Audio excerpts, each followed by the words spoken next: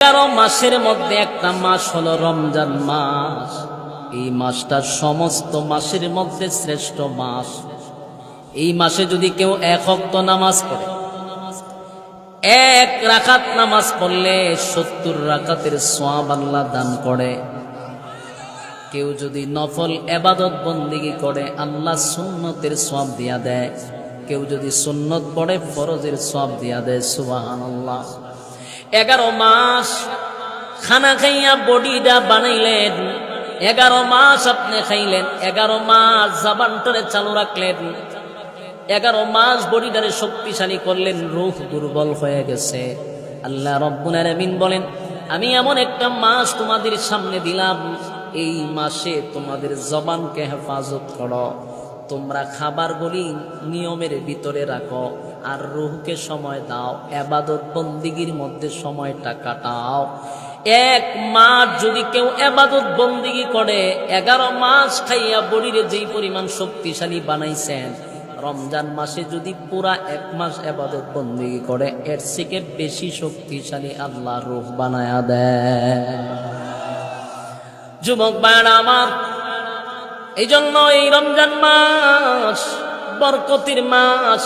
রহমতের 10 দিন চলে যাওয়ার পরে আল্লাহ বান্দাকে আরো সুযোগ দেয়। বান্দারে, প্রথম রহমতের 10 দিন হারাইলি, গুনাহ মাফ করাইতে পারলি না, আমি আল্লাহ তোরে আরো 10 দিন সময় দিলাম। এরপরে আল্লাহ মাগফিরাতের 10 দিন সময় দিল। আল্লাহ বান্দারে ঘোষণা দেয়, এই 10 দিনের ভিতরও যদি তুই গুনাহ মাফ করতে পারো, আমি আল্লাহ ওয়াদা দিলাম তোরে মাফ করে দিব। কিন্তু দ্বিতীয় 10 দিনেও বান্দা গুনাহ মাফ করতে পারলো না। তৃতীয় 10 দিন এখন বর্তমানে শেষ দশক চলতেছে, কথা কয় না, শেষ দশক চলতেছে। এই শেষ দশকেও যদি আপনার জীবনের গুনাহ মাফ করাইতে পারেন, আল্লাহ বলেন আমি ওয়াদা দিলাম বান্দা তোরে নাজাতের ফয়সালা করে দিব। যুবক ভাইরা আমার, বরকতের মাস, রহমতের মাস আমাদের কাছ থেকে কিন্তু বিদায় নিতেছে। এ মুরব্বী বাবারা, যুবক ভাইরা, বালিশের সঙ্গে মাথা লাগাইয়া চিন্তা করবেন ঘুমানোর সময়। 11টা মাস কম নাফরমানি করেন না, মানুষের হক কম নষ্ট করেন নাই, মিথ্যা কথা তো কম বলেন নাই, সুদে ঘুষে হারামে হালালে খাইছেন, অন্যেরটা দখল করছেন, 11টা মাস জুলুম করছেন। এবার 11টা মাস আল্লাহর নাফরমানকে খাবার দিতে থাকে, 11 মাস দিতে পারেন নাই। এই মাসে আপনি যদি রূহ প্রতি আপনি মেহনত শুরু করেন, রূহটাকে শক্তিশালী করেন, আল্লাহ বলেন বান্দা আমি তোরে সুযোগ দিলাম, নাজাতের ফয়সালা করে দিব। কথা কি বুঝতেছেন? বলুন তো দেখি, আর কয়দিন আছে? আর 8-9 দিন আছে, ঠিক না? 8 দিন আছে। আমাদের কাছ থেকে সময় কিন্তু চলে যাচ্ছে। যুবক ভাইয়ের একটা কথা ভালো করে শুনেন।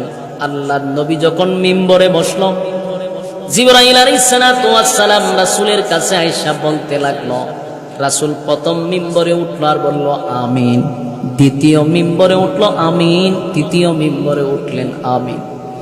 সাহাবায়ে কেরাম জিজ্ঞাসা করলেন, আল্লাহর পয়গম্বর, আজকের পর থেকে মিম্বরে ওঠার সময় কি আমিন আমিন আমিন বলতে হবে?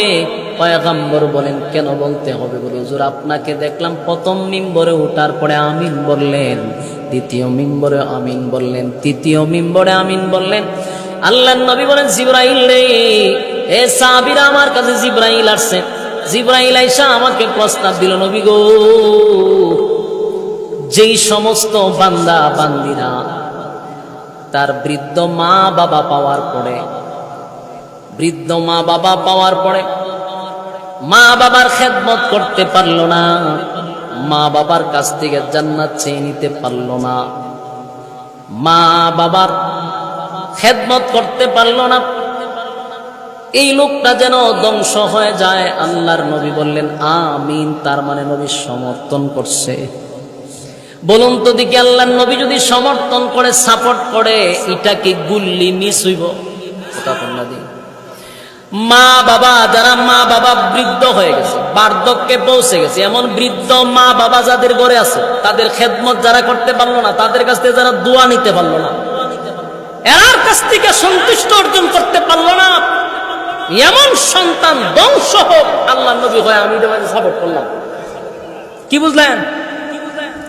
আল্লাহ নবী বলেন আমি সাপোর্ট করলাম। দ্বিতীয় মিম্বরে ওঠার পরে আল্লাহ নবী বলেন, এ সাহাবীরা, আমার কাছে জিবরাইল বলল, নবী গো, রমজান মাস আসার পরে যে লোকটা তার জীবনের গুনাহ মাফ না করাইতে পারল, এই লোকটা যেন ধ্বংস হয়ে যায়।